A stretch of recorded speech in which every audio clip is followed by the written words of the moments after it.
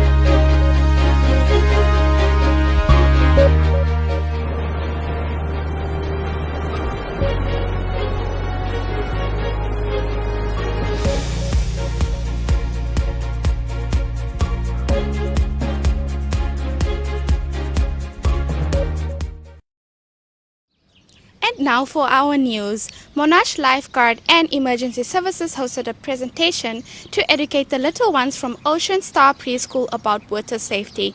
Martin Muyenga, lifeguard and owner of Monash, emphasized that water safety is important for all ages, but especially toddlers. Drowning is the leading cause of injury or death amongst children under the age of 7, and young children can drown in as little as an inch or 2 of water, he said. Life-saving rules taught to the kindergarteners included to work and never run near water, wear a life jacket when swimming, ask permission to swim, and have adult supervision present at all times when swimming. The learners from Ocean Star Preschool were the first to benefit from this presentation, and Monash hopes to take it to more schools. We do these presentations free of charge and for the benefit of our community. The schools just need to organize themselves and we will be there. People are most welcome to contact us, he says. Muyenga said that he is looking forward to take the initiative to other towns, as drowning does not only happen along the coast but all over the country. In our second news, we have the Office of the Governor recently donated 32 mattresses and 64 blankets to the Director of Education in a bid to address the growing need in the region's schools hostels. One of the hostels which are set to benefit is Swakopmund Secondary School. We renovated a few hostel blocks recently and some blankets will be issued. Additionally, through the Education Directorate's budget, they have decided to also renovate the Dibasen Secondary School hostel as it burnt down a few years ago. There is a need, but the budget is not enough, said Erongo Regional Director of Education, Aaron Frida Stefanis. Now, the Erongo Governor Neville Andre urged the Regional Education Directorate to ensure that the donated items are utilized for their intended purposes and well looked after. Last but not least, on 8 October, Namibia Media Holdings celebrated the printing of its 10 millionth copy of the educational project booklet. Now, Namibia Media Holdings was entrusted with the printing and distribution of national educational support study materials, a venture that began during lockdown last year when the country was not spared from the COVID-19 pandemic and continues till this day. This is one of the largest public-private partnership projects in education, and all carried out by a dedicated team that includes 8 teachers, 2 senior education officers, 18 translators, 15 designers, 37 drivers, 54 printers, 2 sign language teachers, 2 online school teachers, and many others that ensure that this project is a success.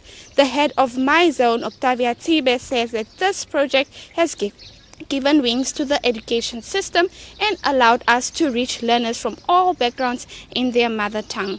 Now, Namibia Media Holdings, being the project coordinator, sincerely thank their partners, namely the Ministry of Education, Arts and Culture, the Inventu Capricorn Foundation, the Namibian Community Trust, UNICEF, Amos Meerkat Project Schools, and the My Zone Education Program. That was it for our news today.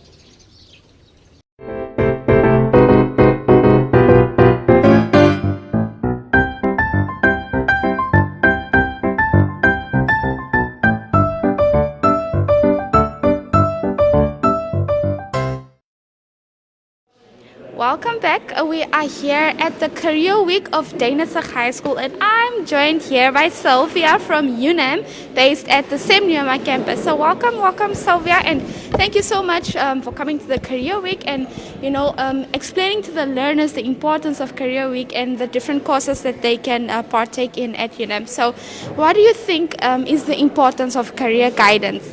Oh, thank you so much for having me.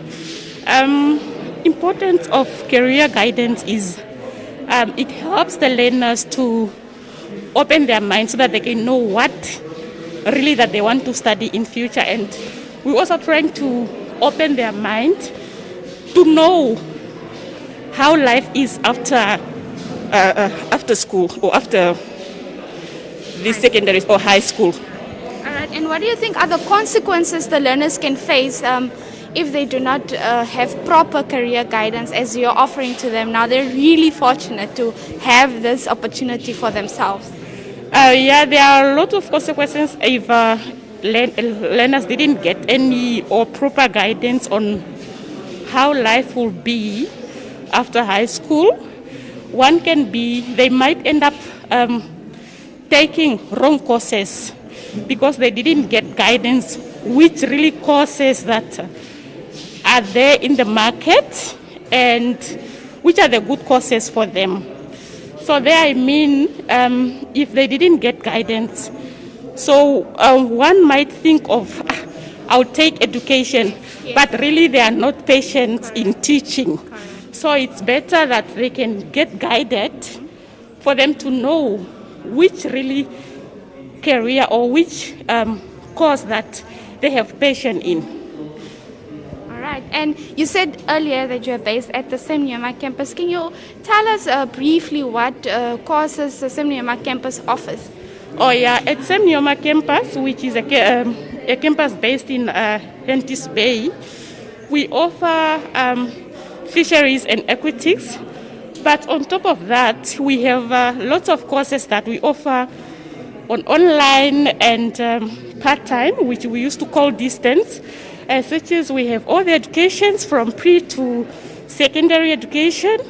We have law, we have accounting, we have business administration, the local government studies, and many more courses. Yeah, we offer lots of courses there at Semniuma campus. All right. Yeah. Okay. So I understand UNAM closed all its regional centers, right? The learners that were distance or part-time, how do they get assistance? Are they now forced to be full-time, or what was the arrangements made for the learners? Okay. They are still getting the same service that they used to get from the centers. Although UNAM although we have closed all the regional centers, so our students are still getting that same service that they used to get. Like most of courses now, because of COVID, they are not really online, but they are getting all the services that they used to get. So it's not that they are forced to be full-time. They are still distance students, but then they are still getting the same courses that the same services that they used to get when they had centers in their regions. All right. And can you tell me about the requirements that one needs to be part of UNAM? Oh, okay. The requirement is one should have 25 points in 5 subjects with a CA in English, but with the new curriculum, learners should have 27 points in 5 subjects, and then they should have some subjects from their ordinal level and some subject from their AS level. So, the AS level. yes. All right. And what effect do you think that plays on the learners now that they was used to 25 points in 5, and most of them were unfortunately aiming for, if they like, some of them were like, if I can just get those 25 first points to be part of UNAM. What do you think that effect has on them mentally? I don't think there's any effects on them, because besides 25 points, we also have courses that can allow students to get in as with their little point as let's say 22 points. A student can have 22 points and D in English, then they can get easily admitted into any diplomas at UNAM. Okay. Yeah, beside that, we also take students with 17 points. Okay. Yeah, for a certificate, Okay. and then 17 points in 5 subjects with an E in English.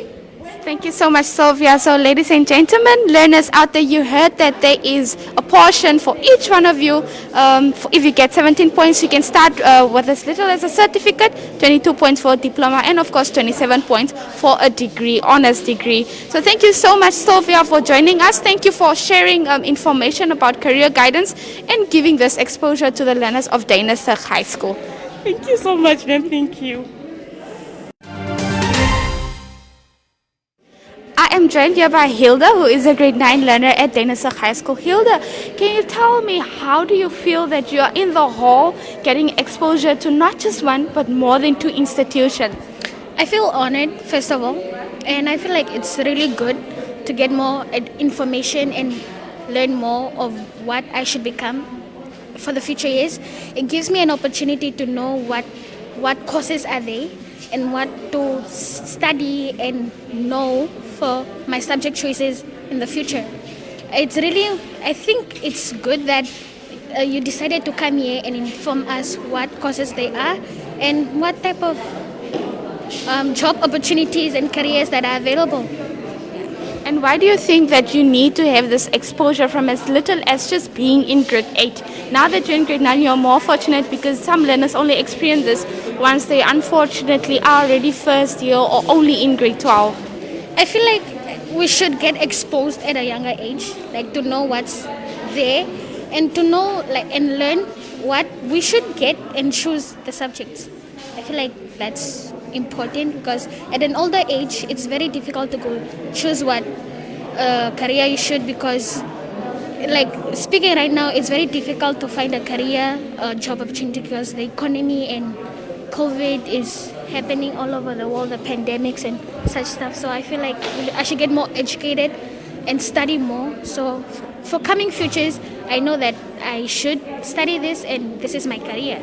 All right. Thank you so much, Hilda, for joining us. Please do enjoy the rest of your career week. You're welcome. Thank you.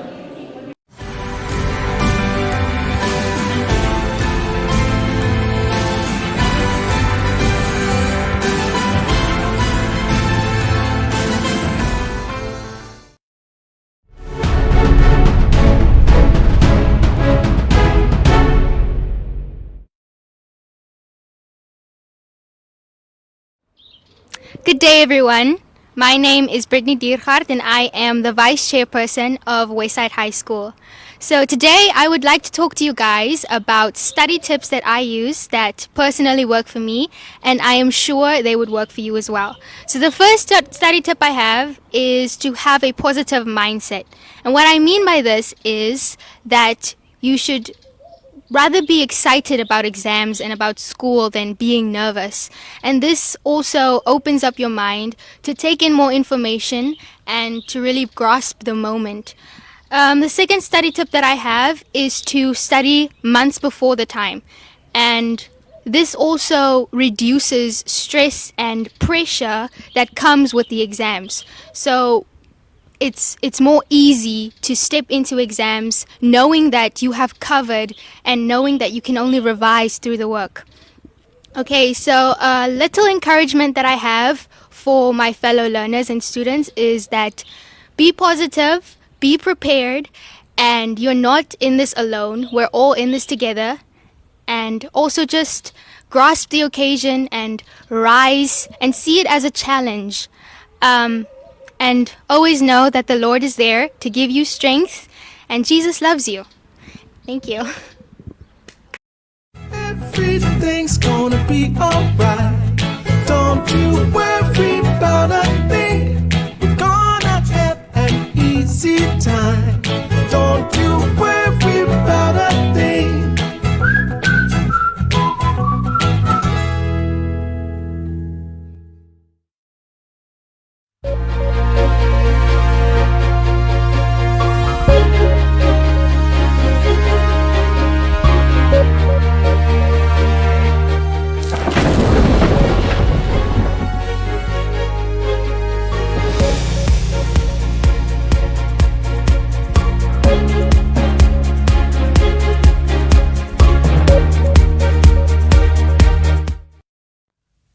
For today, Walivs Bay is expected with a maximum temperature of 20 degrees with a minimum of 11 and a maximum of 19 degrees for tomorrow.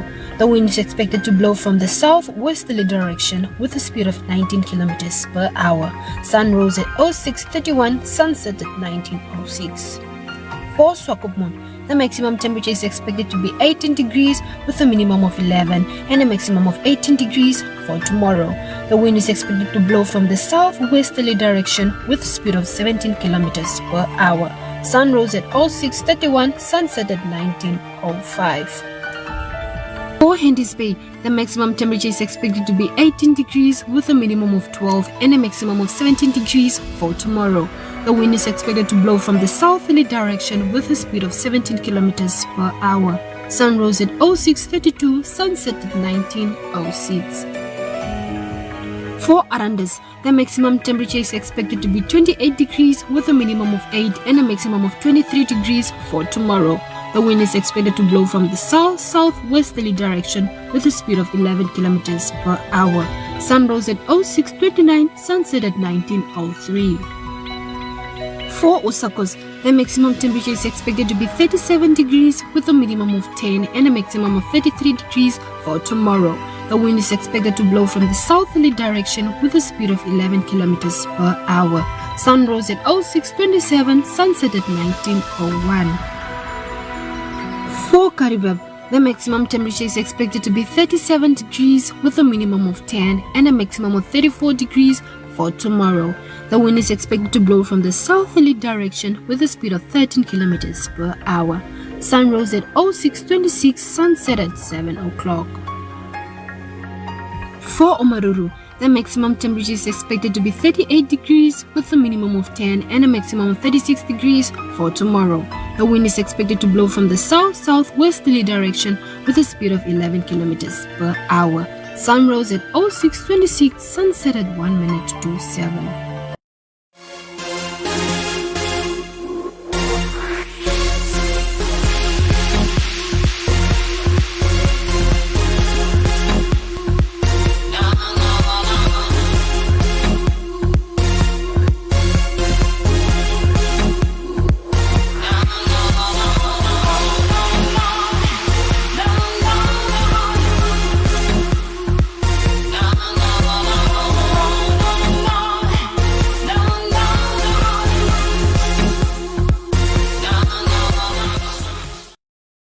Ladies and gentlemen, and that was it for today. If you want to read more about the news, please visit our website www.erongo.com.na. I repeat, www.erongo.com.na. Or if you want to share any news with us, please do contact us on 0811 7040. 0811 7040. And that was it from myself, and it's a bye.